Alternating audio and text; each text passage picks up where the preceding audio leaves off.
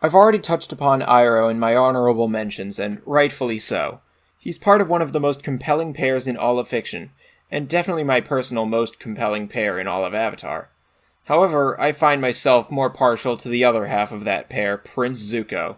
At the very beginning of the series, Zuko seems to be as standard as villains get. He wants to capture the Avatar and bring him back to the Fire Nation in order to restore his honor. Not all is made clear about his character at this point. Aside from that goal, the fact that he is a prince who was exiled for unknown reasons, and that he has a very obvious temper. Not incredibly interesting on its own, but these pieces of information planted the seeds for his character to grow, providing an excellent contrast point between who he was and who he becomes.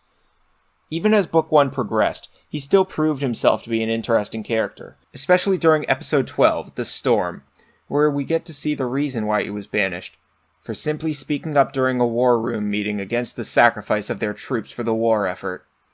As a result of speaking his mind, his own father, Fire Lord Ozai, forced him to fight for his honor, leaving him permanently scarred and exiled lest he can capture the Avatar, a fool's errand for certain.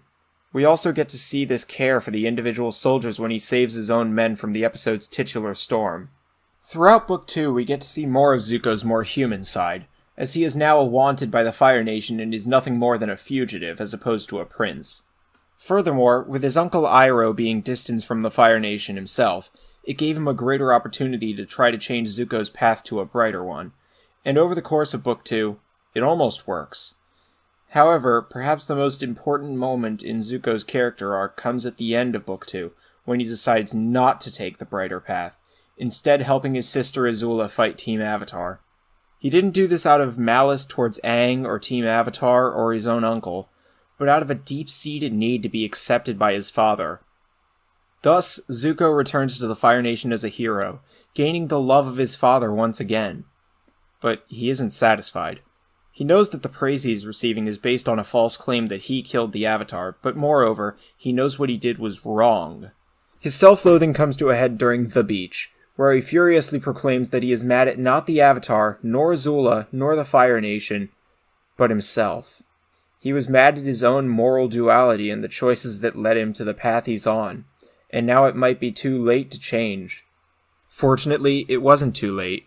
He confronted his father about all that he's done wrong, escaped the Fire Nation, and managed to atone for his crimes towards Aang's group and joining them on their quest.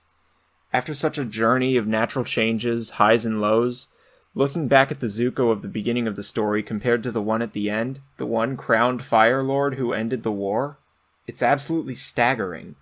Zuko's character arc and transition from villain to hero is one of the most convincing arcs I have ever witnessed. He was truly never a bad person, and his childhood proves that. But he was so desperate for love from his father, who seemed to only have eyes for his much more talented sister. Zuko wanted nothing more than to impress him, which is what put him down the road he is on at the story's start, relentlessly hunting the Avatar in hopes of getting any amount of approval and respect from his father. These feelings of inadequacy can't simply disappear, however, no matter how much Iroh convinces him of needing to choose the morally just path. He may have known what he did was wrong, but his fears weren't quelled by Iroh. Even still, this opened the door for him to overcome these issues on his own, without further need of help from his uncle. Zuko's self-inflection and willingness to better himself are nothing short of inspiring, and watching his journey to a true hero was the most satisfying part of Avatar.